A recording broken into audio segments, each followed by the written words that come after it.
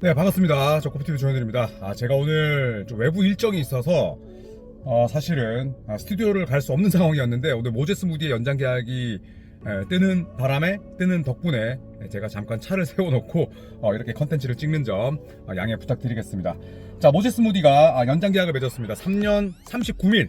저희가 뭐 연평균 한 10밀 그리고 한 11밀 정도로 예상을 했었는데 13밀에 연평균 13밀 그리고 3년에서 39밀에 계약을 맺게 됐습니다.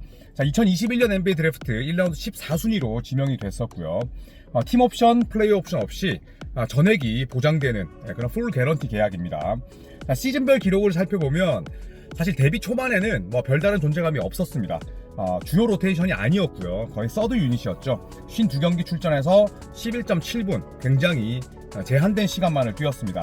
야투, 3점, 자유투 모두 다 슈팅은 좀 던질 줄 안다, 그런 평가를 받았습니다만 볼륨을 가져가기에는 여러모로 무리가 있었죠. 4.4득점 그리고 1.25 리바운드가 전부였습니다. 자, 그리고 2년차 시즌 때는 미세하게나마 기회를 더 받긴 했습니다만 63경기 출전 시간 13분이 또 유의미한 그런 업그레이드라고 볼 수는 없죠. 평균 4.8득점 그리고 야투와 3점도 루키 시즌 때와 비슷했는데 오히려 자유투는 좀 더 떨어졌습니다. 자, 하지만 지난 시즌이 괜찮았죠. 66경기 출전을 해서 출전 시간이 17.5분이니까 루키 시즌 대비해서 약 6분가량이 늘었습니다. 자, 그리고 야투가 46.2%, 3점은 놀랍게도 거의 변화가 없었고요. 자, 그리고 자유투는 다시 78.5%로 정상을 되찾았습니다. 자, 8.1득점까지 본인의 평균 스탯을 올렸는데 이런 인상을 주기에 충분했죠. 기회만 주면 충분히 생산력을 낼 수 있구나. 더구나 지난 시즌에 스티브 커 감독이 좀 이해하지 못할 로테이션으로 모제스 무디의 핫핸드를 또 시킨 적도 있었는데 그런 점들을 감안했을 때 저는 모제스 무디가 제한된 기회를 잘 살렸다라고 생각을 합니다. 자, 그렇기 때문에 저는 스티브 커 감독이 4년차를 맞이하는 모제스 무디에게 많은 기회를 주지 않을까 생각을 해요. 일단은 지난 시즌 스티브 커 감독의 고정관념 또 고집 이런 부분들을 깨면서 어느 정도는 출전 시간을 보장받았고 결국 연장 계약에 성공을 했잖아요. 연장 계약에 성공을 했다는 건 우리 팀이 너에게 충분한 믿음을 가지게 됐고 그렇기 때문에 이 금액을 지불하는 거야. 그리고 대중들에게는 우리가 모제스 무디에게 3년 39밀을 준 게 굉장히 합당한 계약이고 해자 계약임을 구단 프런트는 또 스스로 증명을 해야 돼요. 그러기 위해서는 일단 첫 번째 단계는 출전 시간을 줄 수밖에 없는 거죠. 본인들의 판단이 틀리지 않았다는 걸 입증하기 위해서라도.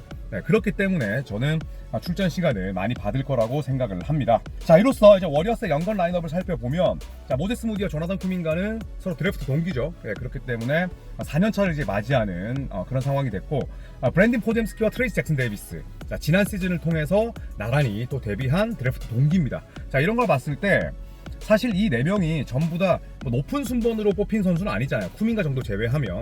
그런데 골든스테이트 워리어스의 신인 보는 눈이 물론 제임스 와이즈먼 때문에 확 주가가 떨어지긴 했지만 이렇게 낮은 순번으로도 잘 뽑았구나. 그리고 정말 팀의 초석을 다지고 또 미래를 꿈꾸기 위해서는 이런 장면들이 필요하구나. 이렇게 하위 픽을 통해서라도 좋은 선수를 수급하는 그런 능력이 필요하다는 걸 알 수가 있습니다. 자, 그리고 기 산토스 역시도 2년차인데 기 산토스가 이 5명 가운데 가장 무게감이 떨어지긴 합니다만 그래도 역시나 또 촉망받는 유망주라고 할 수가 있습니다. 자, 반면에 골든스테이트 워리어스가 최근에 버렸다는 표현은 좀 그렇지만 포기한 연건들을 살펴보면 제임스 와이즈먼 워리어스에서 오래 뛰지 못했습니다. 결국에는 지금 인디애나 페이서스에서 굉장히 적은 금액에 아주 약소한 계약을 맺고 뛰고 있고요. 그리고 라이언 롤린스, 이 선수는 이제 좀도둑이죠. 뭔가를 굉장히 많이 또 훔치다 걸렸습니다. 다행히 골든스테이트 워리어스는 그 전에 이미 손절을 했고요. 그리고 조던 풀 4시즌을 뛰었죠. 4시즌 뛰고 결국 워싱턴 위저즈로 갔습니다.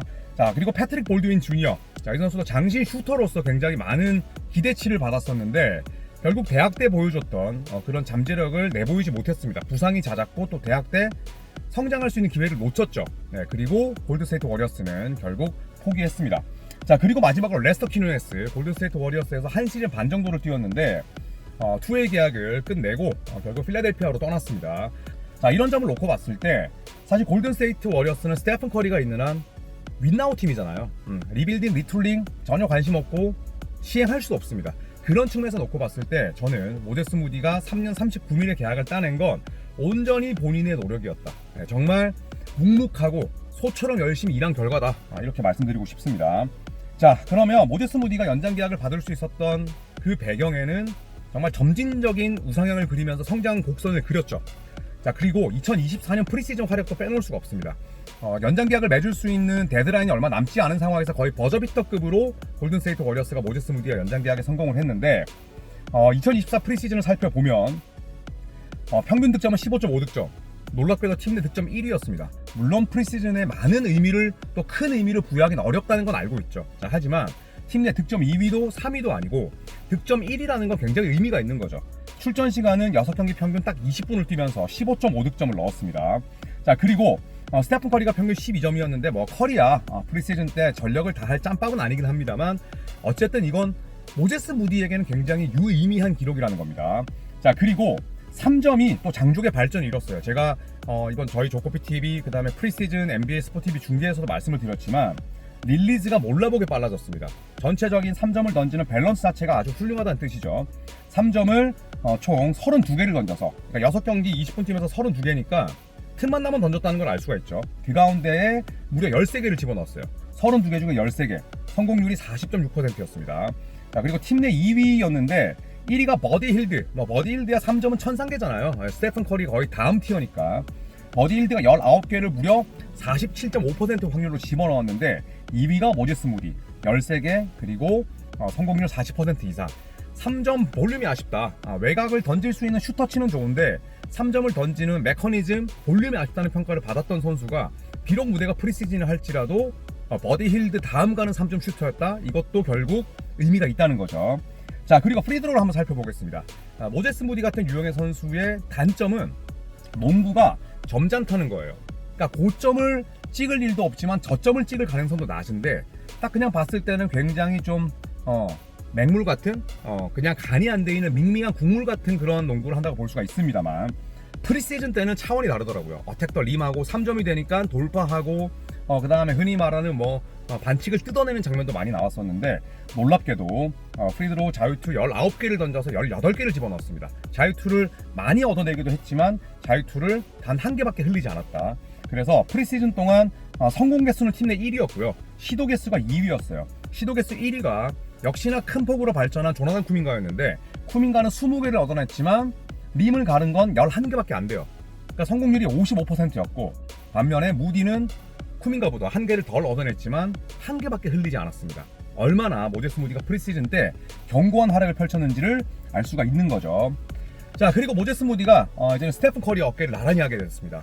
무슨 말이냐면 스테픈 커리가 2009년에 골든스테이트 워리어스로부터 1라운드 7순위로 지명을 받고 줄곧 뛰고 있잖아요. 그리고 이제 15년, 16년의 세월이 흘렀는데 그 기간 동안에 골든스테이트 워리어스가 직접 뽑은 드래프티, 내가 직접 우리 팀이 지명한 그 선수들 가운데 연장 계약을 맺은 선수들이 그렇게 많지 않아요.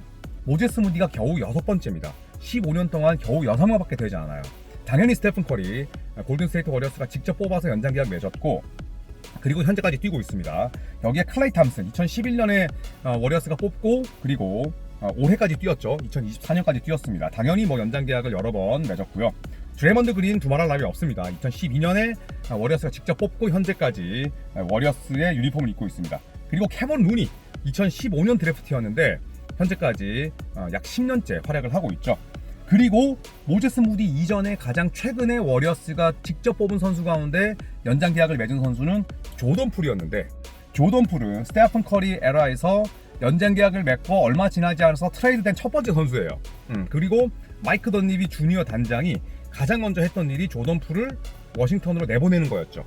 그래서 결국 그 딜은 성공적으로 지금 잘 진행이 되고 있고 그리고 나서 모제스 무디를 골든스테이트 워리어스가 2021년 드래프트로 뽑고 이번에 연장 계약을 맺었습니다. 그래서 스테픈 커리 어깨를 나란히 했다는 제 표현은 사실 틀린 건 아닙니다. 그리고 겨우 6번째 있는 일이기 때문에 무디에게도 엄청난 경사라고 할 수가 있죠.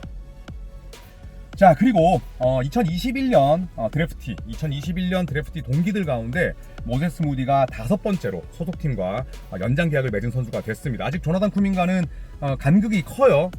쿠민가는 200밀 이상을 원하고 골든스테이트 워리어스는 글쎄요 한 150밀 아래쪽으로 생각을 하고 있는 것 같아요. 그 가운데가 이마뉴엘 퀴클리의 175밀인데 175mm를 줄 일은 때려 죽어도 없어 보이고 어쨌든 간극은 큽니다. 자, 반면에 2021년 드래프트 가운데 연장 계약에 성공한 선수들 몇 면을 살펴보면 다 금액은 200mm 넘어요. 그러니까 모제스 무디야 뭐 비할 바는 안 됩니다만 그래도 액수가 중요한 게 아니죠. 뭐 액수도 중요하지만 내가 소속팀과 연장 계약을 맺었다는 그것도 굉장히 저는 중요한 사안이라고 봅니다. 그래서 올랜도 매직의 프란츠 바그너, 그리고 토론토 랩터스의 스카리 반즈, 그리고 클리블랜드의 에반 모블리, 그리고 디트로이트의 케이드 커닝햄, 그리고 골든스테이트의 모제스 무디입니다. 계속 말씀드리지만 금액은 약소해요. 하지만 때로는 그 돈의 배소보다는 연장 계약 자체에 또 의미를 줄 수도 있잖아요. 그리고 모제스 무디가 또 앞으로 뭐 엄청난 활약을 펼치면서 평균 20점씩 때려박을 일은 없겠지만 반드시 위닝 팀에는 필요한 자원입니다. 그렇기 때문에 저는 모제스 무디 같은 유형의 선수들이 더욱더 발굴이 되고 또 연장 계약을 맺고 한 팀에서 오래 뛰는 그런 그림들을 많이 봤으면 좋겠습니다. 자, 이상 차에서 급하게 만들어본 모제스 무디 컨텐츠였습니다.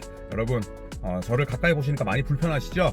네, 오늘은 제가 외부 일정 때문에 이렇게 찍은 점 양해 부탁드리고 이제 내일 모레 시즌 개막합니다. 더 열심히 달리는 두코피TV 그리고 해설자 조현일이 되겠습니다. 여러분 사랑합니다.